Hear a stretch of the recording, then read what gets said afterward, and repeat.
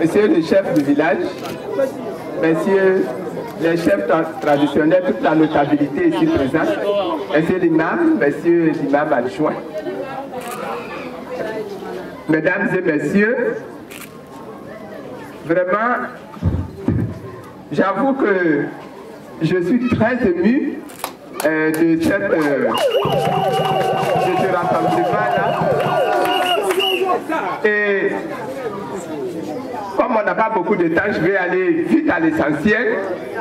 Mais je voudrais dire que je suis très heureuse d'avoir pris la décision de venir ici, dans tout le Ourodougou là, pour rencontrer la population, pour vous rencontrer, pour vivre par moi-même ce que je suis en train de vivre.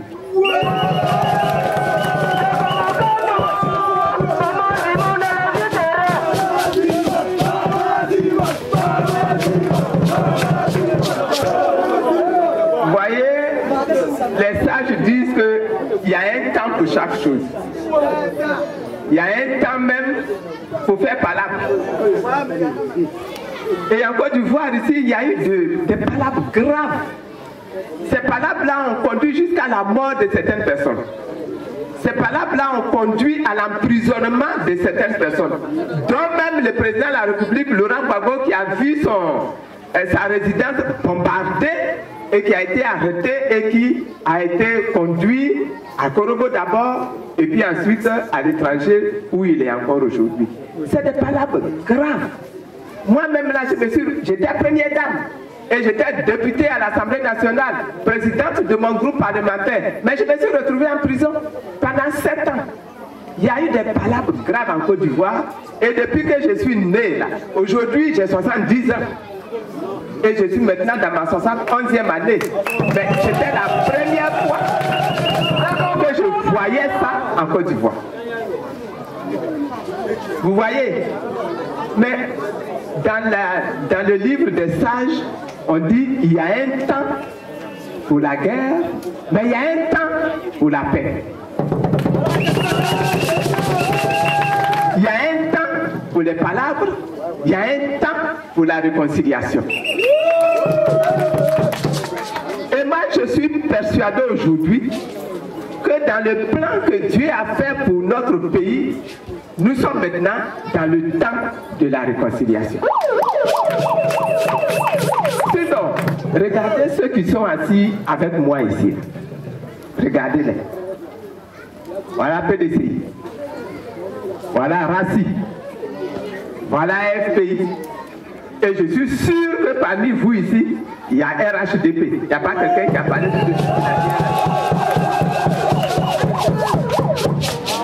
ce temps-là, il a été fixé par Dieu lui-même.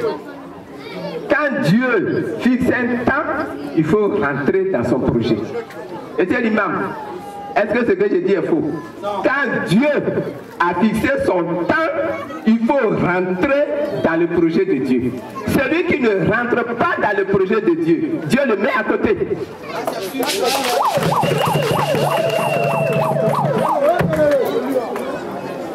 Nous sommes dans le temps de Dieu. Nous sommes dans le temps de la réconciliation.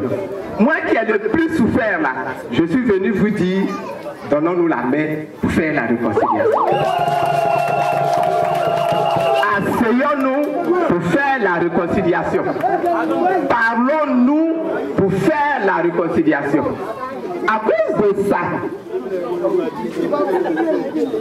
nos camarades qui pendant la crise ont été obligés de fuir la Côte d'Ivoire pour sauver leur vie, ils sont allés se réfugier dans d'autres pays. Certains parmi eux ont compris que c'est le moment de revenir au pays. Ils sont revenus.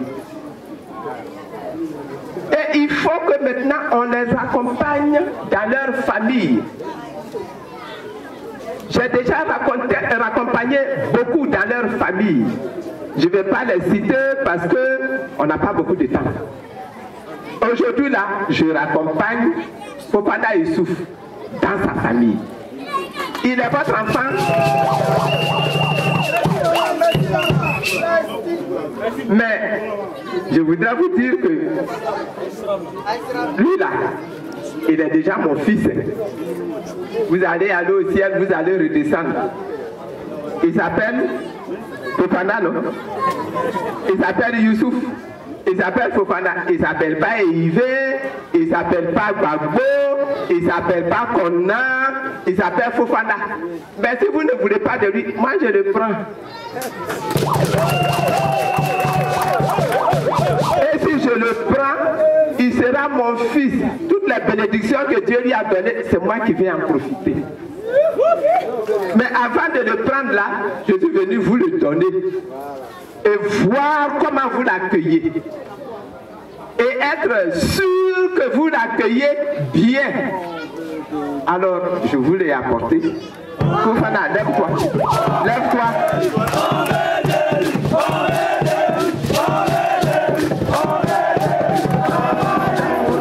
Merci.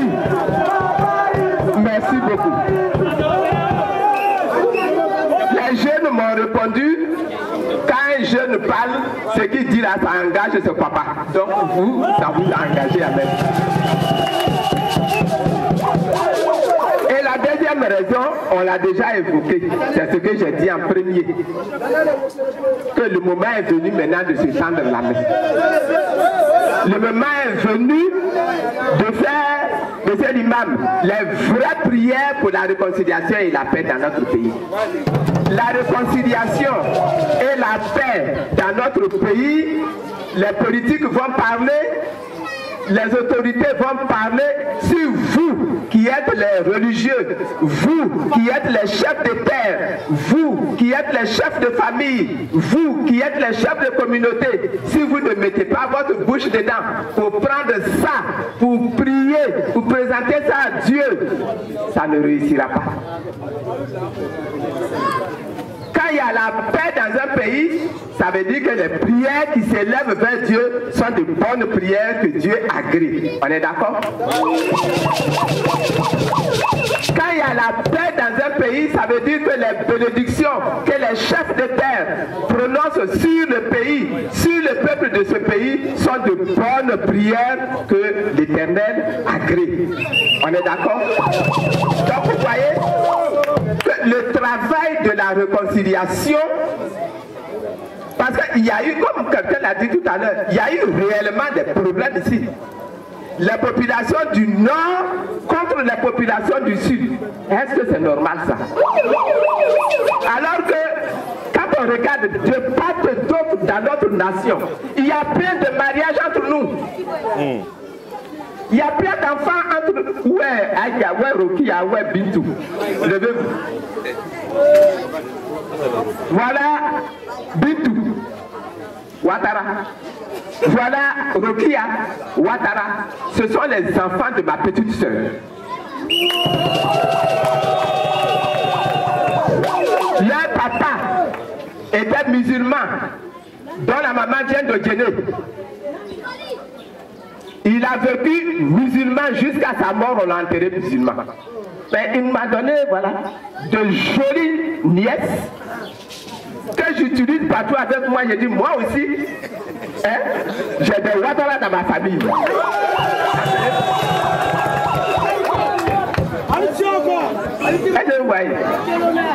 On a besoin que la famille, on a besoin que les villages, on a besoin que les populations s'investissent dans le travail de réconciliation. Ne laissez pas ça aux politiques. Ne laissez pas ça aux politiques. Les politiques là ont leurs intentions. Ils ne vous diront pas quelle est leur vraie intention. Mais vous, votre intérêt, c'est qu'il y ait la paix dans le pays. Pour pouvoir faire même son commerce de anacab, il faut la paix dans le pays. Ici, là, on est dans une zone diamantifère, non? Mais pour pouvoir faire l'exploitation de diamants, pour que vous qui êtes dans cette zone, vous bénéficiez de cette exploitation de diamants, là, il faut qu'il y ait la paix.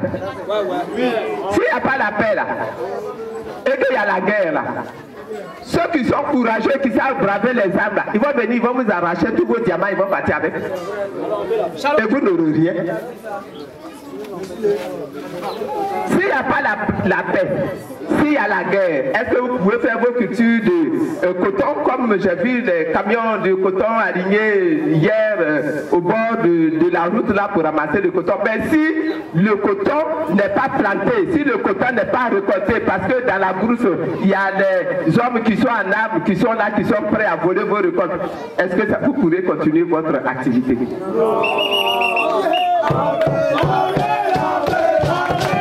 Donc on fait ce plaidoyer là. On a besoin de vous. On a besoin que toutes les rancœurs qu'il y a dans le cœur là, que ce soit abandonné.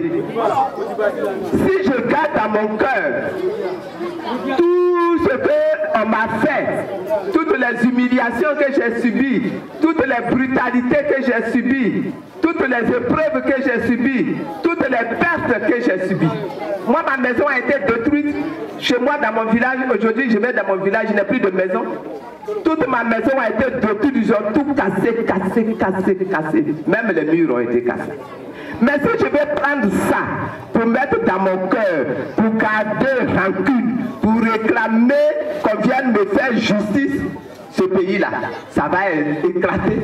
Ça va partir en morceaux. Ça va partir en morceaux. Ça va partir en morceaux. On ne pourra même plus avoir un pays qu'on va appeler la Côte d'Ivoire. Dieu nous a mis sur cette terre-là. Quand on compte les ethnies qu'il y a dans ce pays, il y en a au moins 60 ethnies.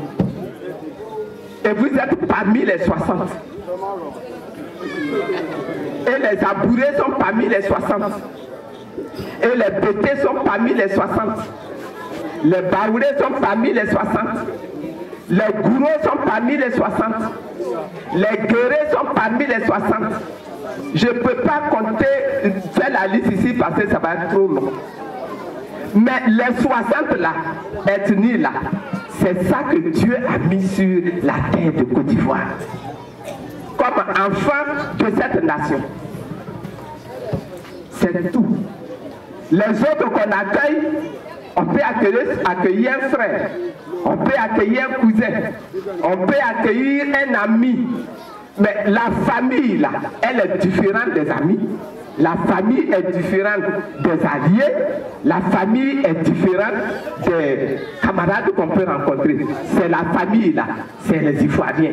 Dans la famille de Côte d'Ivoire, là, c'est les Ivoiriens. Et ces Ivoiriens, là, on doit se serrer les coudes, on doit se serrer les mains, on doit se serrer l'intelligence, on doit se serrer les cœurs, on doit se serrer l'esprit pour respecter notre nation, pour respecter la vie dans notre nation, pour respecter l'amitié dans notre nation, pour respecter la fraternité, pour construire la fraternité, pour construire la Côte d'Ivoire. C'est ça que je suis venu vous proposer. Que Dieu nous bénisse. Aujourd'hui, je ne vais pas aller plus loin, parce que tout à l'heure, on fait le meeting. Vous avez parlé des doléances. Oui, je vais remercier bien sûr. Vous avez parlé des doléances. Les doléances là, on les prend, on va aller les analyser, on répond. Moi, je ne réponds jamais sur place aux doléances. Mais on va aller les analyser. Et puis ce que Dieu va nous donner la force de faire, on va faire. Mais je voudrais vous dire merci. Merci d'abord pour l'accueil. Parce que vous n'étiez pas obligé de me recevoir. Vous auriez pu dire, ça là c'est une étrangère, de toute façon on parle toujours mal d'elle, donc nous on ne veut pas d'elle ici. Vous auriez pu dire ça. Jamais. En accueillant toute ma délégation, vous m'avez fait grandement honneur, vous m'avez grandement honoré, je reprends ça parce que c'est ça qui est la vérité. Et je vous dis merci pour ça. Je vous dis merci également pour le don. Je ne m'y attendais pas. Vu que celui que moi je connais ici et qui me connaît là, hein, il est maintenant au Tchad. Donc je ne m'attendais pas, mais vraiment que Dieu vous bénisse. Transmettez-lui ma gratitude.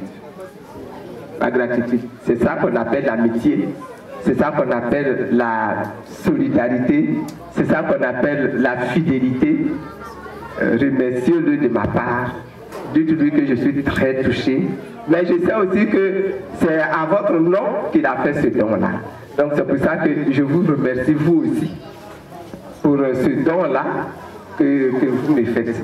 Que le Seigneur nous bénisse. Que le Seigneur bénisse les représentants du PDCI qui sont là, les représentants du RACI qui est là. Que le Seigneur les bénisse, que le Seigneur bénisse leur vie. Parce que eux, ils ont déjà montré qu'ils sont prêts à entrer dans le train de la réconciliation. Maintenant, solennellement, je vous lance à vous qui êtes du RHDP pour que vous veniez dans le fond, dans le train de la réconciliation.